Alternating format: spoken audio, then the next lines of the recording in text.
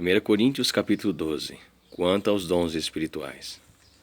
A respeito dos dons espirituais, não quero, irmãos, que tenhais desconhecimento. Nota de rodapé 1.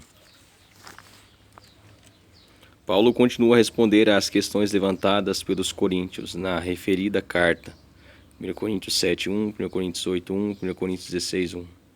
Embora a palavra original grega usada aqui para dom seja diferente da usada em 1 Coríntios 1:7. É certo que tem a ver com pneumático, crentes capacitados pelo Espírito Santo para servirem o reino de Deus e cooperarem, encorajarem uns aos outros. Sabeis que, quando éreis pagãos, de uma maneira ou outra fostes fortemente atraídos para os ídolos mudos. Nota de rodapé 2. Os coríntios no passado, 1 Coríntios 10, versículo 19, versículo 20, muitas pessoas, ainda hoje, foram iludidos por rituais a ídolos, objetos, sem vida. Os gentios ou pagãos são todos aqueles que não colocam sua fé e confiança na paternidade e salvação em Deus por intermédio de Cristo. Paulo orienta aos coríntios a seguirem a direção do Espírito Santo que agora habita em seus corações.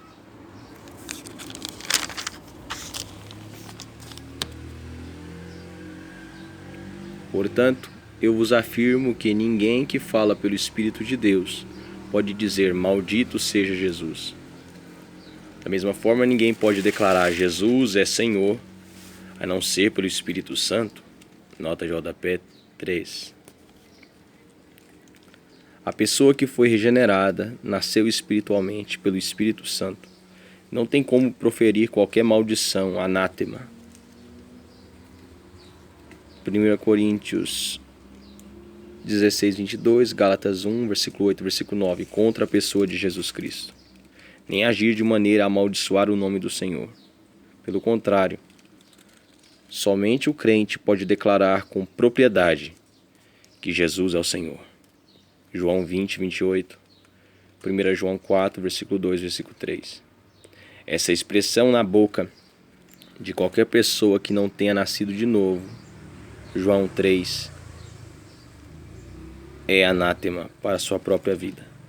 A expressão original grega, aqui traduzida por Senhor, é a mesma utilizada na tradução grega do Antigo Testamento, a Septuaginta, para se referir ao nome de Deus Yahvé em hebraico. Existem diferentes tipos de dons, mas o Espírito é o mesmo. Nota de rodapé 4. O termo grego original aqui traduzido por dons é charismaton, que tem a ver com poderes miraculosos que Deus outorga aos crentes em Cristo, seu Filho, por meio do Espírito Santo. Romanos 12, do versículo 3 a 8, 1 Pedro 4, 10. Há diversos dons, capacidades espirituais, para diversas aplicações e serviços na igreja. Paulo apenas citou alguns. Essa é uma das passagens, 1 Coríntios 12, do versículo 4 ao 6, que revela a Trindade em ação para abençoar cada crente com dons e capacitações espirituais a serviço da igreja. Existem várias formas de ministérios, mas o Senhor é o mesmo. Nota de rodapé 5. A expressão grega original, aqui traduzida por ministérios, é usada em suas várias formas, sempre no sentido de serviço à comunidade, especialmente aos membros da igreja de Corinto, como o zelo em servir às mesas. Atos 6, versículo 2, versículo 3. A igreja primitiva, no século I, usava esse mesmo termo em referência ao ofício diaconal, Filipenses capítulo 1, versículo 1. E há diversas maneiras de atuação, mas é o mesmo Deus quem efetua tudo em todos. A cada um, contudo, é concedida a manifestação do Espírito, com a finalidade de que todos sejam beneficiados. Nota de rodapé 6. Uma das evidências da conversão de um pagão a Cristo é a expressão de um dos muitos dons espirituais em benefícios dos seus irmãos.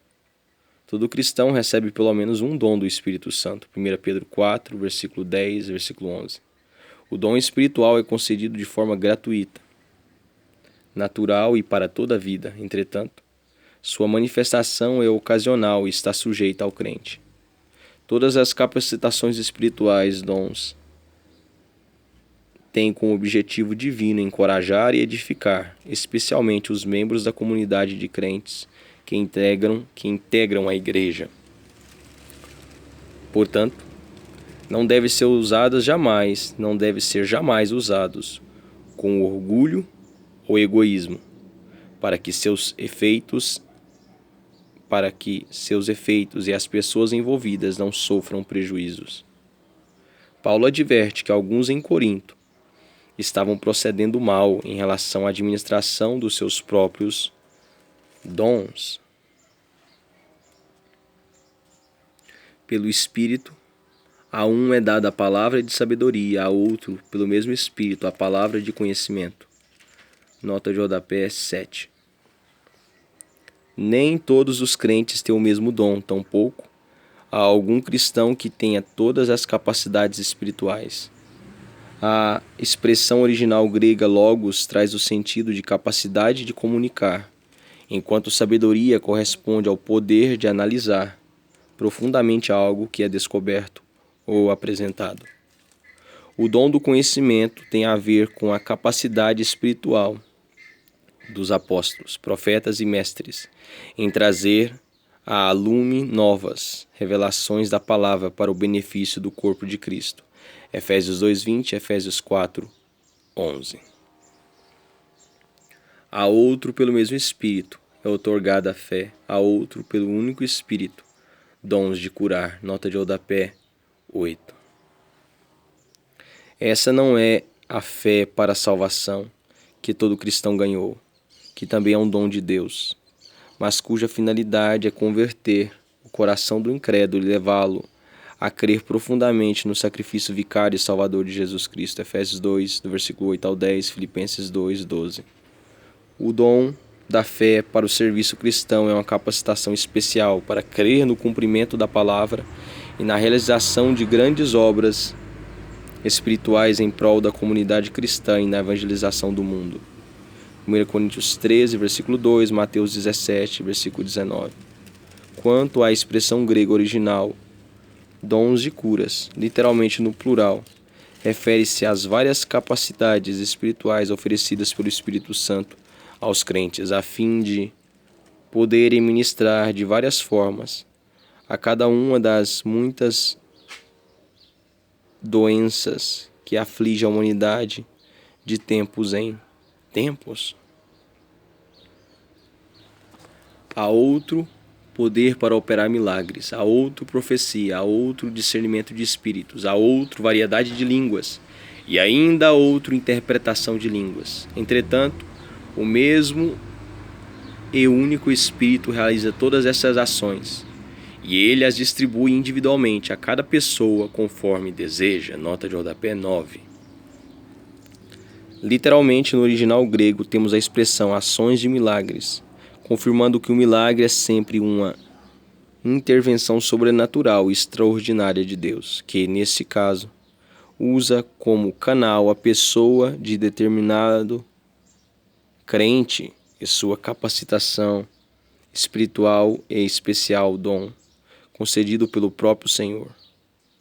A profecia é igualmente um ato da vontade de Deus, que o Espírito Santo transmite, especialmente ao crente agraciado com esse dom específico.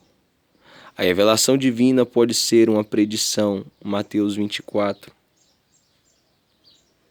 Atos 11, 28, Atos 21, versículo 10, versículo 11. O anúncio da vontade expressa de Deus a partir da exposição da palavra, 1 Coríntios 14, versículo 29, versículo 30, 1 Coríntios 13, versículo 1, versículo 2. Entretanto, como falsos como falsas profecias e ensinos podem adentrar a comunidade dos crentes. O Senhor concede o dom de distinguir os espíritos, separando com clareza os ensinamentos e práticas que vêm do Senhor, dos enganos e mentiras que tentam seduzir os cristãos. Desde o início da igreja, 1 João 4, do versículo 1 ao 6. Alguns crentes recebem a capacidade espiritual de falar em outros idiomas, sem que nunca os tenha aprendido de forma natural, como ocorreu no dia de Pentecostes, Atos 2, do versículo 4 ao 11, ou em línguas estáticas, no original grego, glosson, um sistema linguístico próprio dos seres celestiais e desconhecido na Terra. Esse dom tem a finalidade de elevar os crentes à igreja, não exatamente de comunicar ensinos, doutrinas ou profecias do Senhor.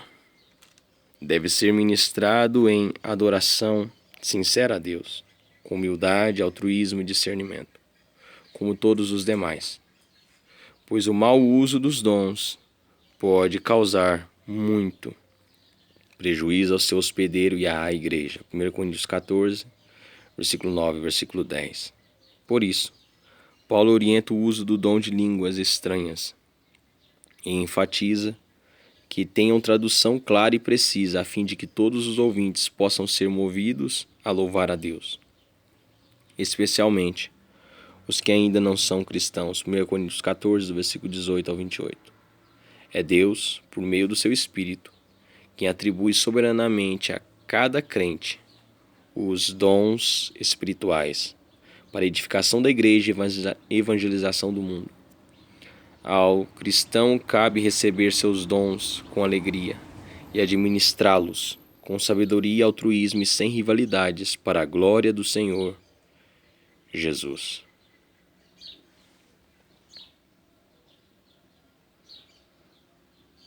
Entretanto, o mesmo e único Espírito realiza todas essas ações, e ele as distribui individualmente a cada pessoa, conforme deseja. Unidade na diversidade. Porquanto, assim como o corpo é uma só unidade e possui muitos membros, e todos os membros do corpo, ainda que muitos, constituem um só organismo, assim também ocorre em relação a Cristo.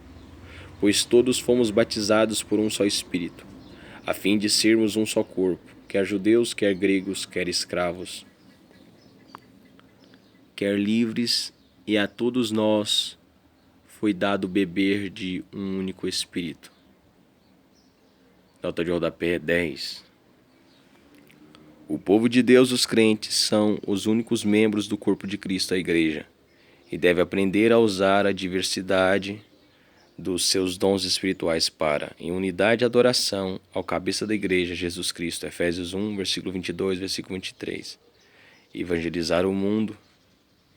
Todos os cristãos sinceros são batizados no Espírito Santo, João 4, 10, incorporados ao corpo de Cristo e, portanto, podem participar da ceia do Senhor, 1 Coríntios 10, 16.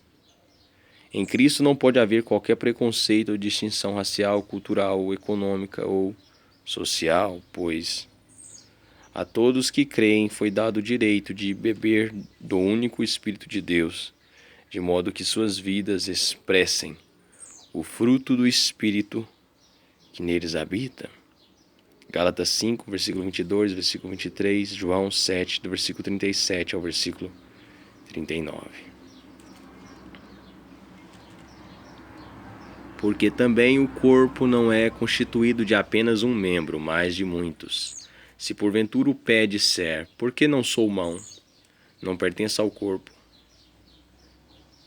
nem por isso deixa de fazer parte do corpo.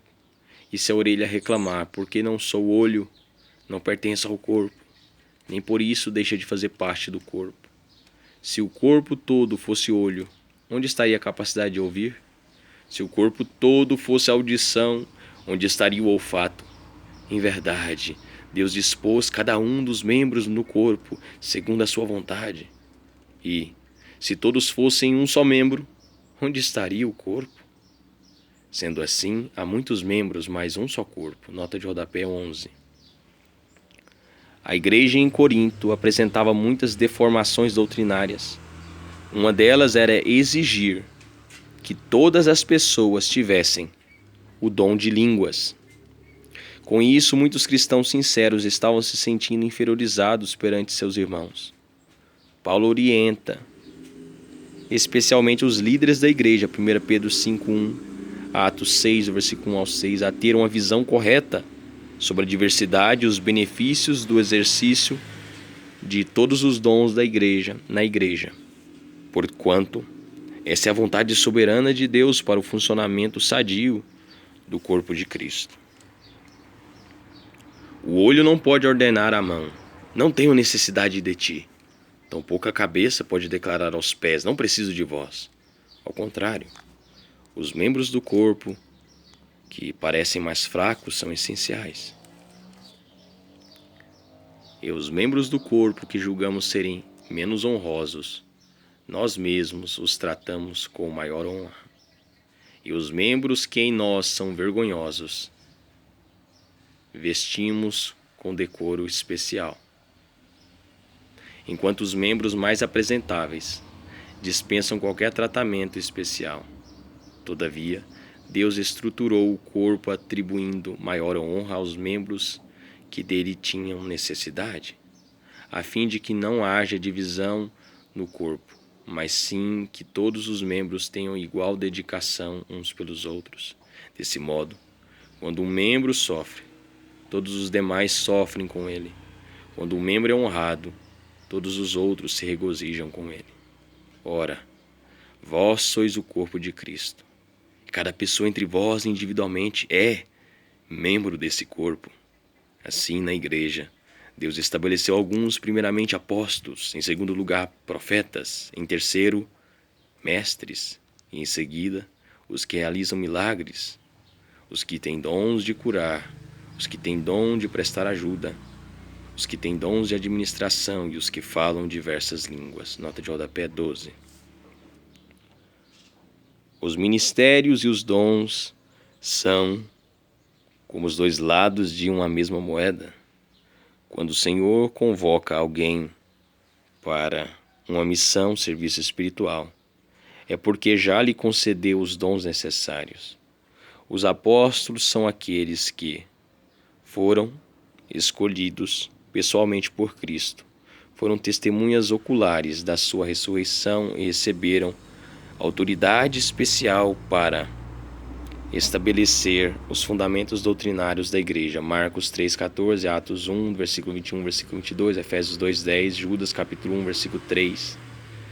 Em seu sentido ampliado, esse termo pode ser usado como missionário. Romanos 16, 7, Gálatas 1, 19. Os profetas revelam a palavra de Deus para situações específicas e temporárias. Os mestres dominam a teologia, a didática e ensinam de forma prática a palavra revelada. Efésios 4:11. Os dons que permitem aos cristãos a realização de milagres, curas e prestação de socorro, ajuda espiritual, psicológica ou material, estão agrupados numa mesma categoria e devem ser ministrados com humildade, altruísmo e profunda adoração ao Senhor. Versículo 9, versículo 10, Atos 5, 12, Romanos 12, do versículo 6 ao 8, Atos 6, do versículo 1 ao 6. Finalmente, Paulo destaca os que têm dom de governo ou administração, normalmente exercido pelos presbíteros. Atos 15, do versículo 6 ao 22, 1 Timóteo 3, 5 e, pela terceira vez, menciona o dom de línguas. Em último lugar, acaso são todos apóstolos? São todos profetas? Ou são todos mestres? Todos têm o dom de realizar milagres? Todos têm o dom de curar? Falam todos em línguas? Todos as interpretam? Contudo, buscai com zelo os melhores dons. Nota de rodapé 13. A expressão grega original, zelot, também usada em 1 Coríntios 14:1, indica o zelo, dedicação, cuidado, carinho, seriedade, com que o crente em Cristo deve aceitar, compreender e usar seus dons espirituais em benefício especialmente do corpo de Cristo. A instrução de Paulo não é para que os cristãos entrem numa competição em busca de eventuais dons mais importantes ou apreciáveis. Os dons são distribuídos por Deus, segundo a sua vontade soberana. Não podem ser escolhidos ou aprendidos. São capacidades espirituais em potencial, que precisam ser desenvolvidas e usadas com maturidade. O uso pleno e sábio dos dons proporciona grande alegria ao seu hospedeiro, a todos que estão à sua volta e, especialmente, ao Espírito do Senhor. Paulo segue mostrando que a maneira mais correta de exercer os dons é por meio do amor sincero. Neste sentido, o amor não é um dom espiritual, mas sim um dos atributos do fruto do Espírito. Gálatas capítulo 5, versículo 22.